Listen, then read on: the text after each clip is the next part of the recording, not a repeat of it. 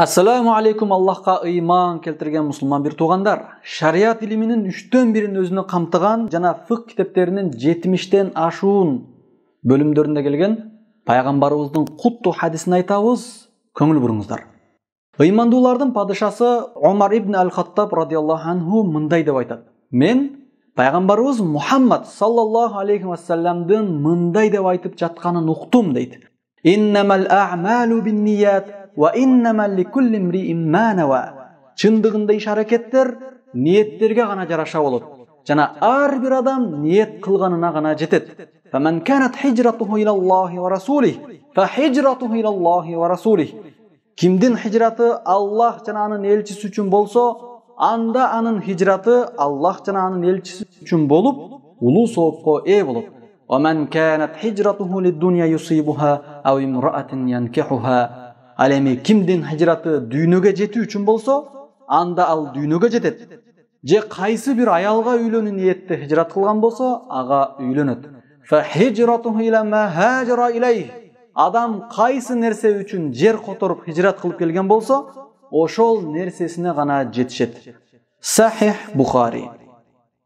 Бул хадиске түшүндүрмө. Бул хадистин айтылган себеби бир адам Умму Кайс аттуу аялга үйлөнөйүн деп жуучу болуп келгенде, ал аял эгер сен Медина шаарына хижрат кылсаң, мен сага турмушка чыгамын деп шарт коет. Ошондо ал адам Меккеден Мединага сахабалар менен бирге хижрат кылып барат. Бирок анын хижраты Умму Кайска үйлөнүү ниетинде болчу. Ал чында эле Умму Кайска үйлөнөт. Бирок ал адам дин үчүн хижрат кылган адамдар сыяктуу улуу соопко ээ боло албай калат. Анткени соопко ээ болуу үчүн иш аракеттерди чын ыхластуулук менен Аллахтын ыраазылыгын көздөп аткаруу шарт кылынат. Акыреттеги соопко ээ болуу жана бул дүйнөдөгү жашоодо ийгиликке жетүү үчүн ибадаттарды чын ыхлас менен Аллах үчүн гана аткаруу шарт. Бул хадистин алына турган сабактар. Ниет кылуу ибадаттар менен тыгыз байланышкан. Шарият өкүмдөрү менен ниеттин өтө тыгыз байланышы бар. Себеби ниеттин орду жүрөктө, ал эми көпчүлүк ибадаттар жүрөк менен байланышкан. Мына ошондуктан бул хадистин шариаттагы орду өтө маанилүү. Мисалы бир бала атасына жакшы көрүнүү ниетинде намаз окуду. Себеби ал намаз окубаса атасынан тил угат. Ал баланын ниети туура эмес болгондуктан окуган намазынан соопко ээ болбойт. Анткени намазды Аллахтын ыраазылыгы үчүн гана окуш керек эле.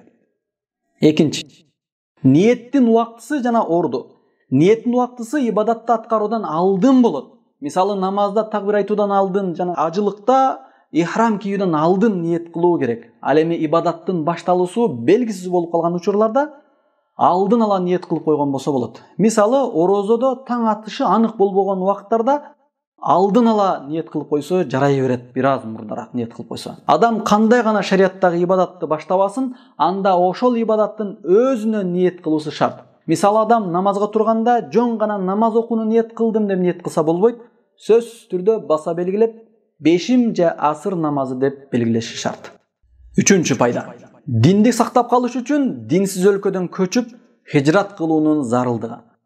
Чындыгында хижрат кылуу жакшы амалдардын бири. Себеби анын максаты Аллах жана анын элчиси үчүн болот. Ар бир иш аракет Аллах үчүн болсо, анда ал иш аракет туура иш аракеттерден болуп эсептелет.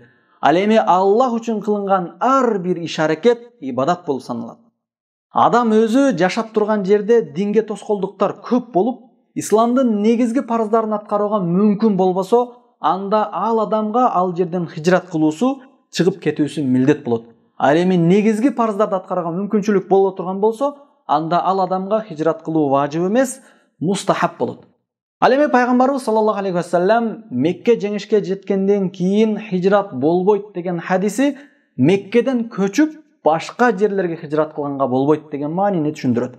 Анткени Мекке негизги ислам борбору болуп калганына байланыштуу ал жерден көчүп кетүү, чыгып кетүү, хижрат кылып кетүү болбойт. Төртүнчү, кимде ким жакшы иш аракетти кылууга ниет кылса, бирок оору же өлүм же алсыздык же ушул сыяктуу себептер менен аны аткара албай калган болсо, анда ал үчүн сооп жазыла берет. Мисалы, үзүрлүү себептерден улам иш аракеттерди аткара албай калса, анда ниети үчүн сооп алат. Бирок ниетсиз иш аракет чаң сыяктуу сапырылып кетет. Иш аракет менен ниет дене менен жан сыяктуу Дене жансыз жашай албайт. Жан дагы денесиз жүрө албайт. Мына ошондуктан ар бир кылынган ибадат иштерде ниет кылуу сөзсүз түрдө шарт кылынат. Эгерде ниети жок, канчалаган сооп иштер аткарылган болсо дагы, ниети бир адамдарга көрүлүү үчүн, рия үчүн кылынган болсо, ага сооп жок болот. Мына ошондуктан сөзсүз түрдө кылынган иш-аракеттерге ниет кылыныш керек. Ниет дагы туура Аллахтын ыраазылыгын гана көздөлүш керек. Aqulu qawli hadha wa astaghfirullah li wa lakum. Assalamu alaykum wa rahmatullahi wa barakatuh.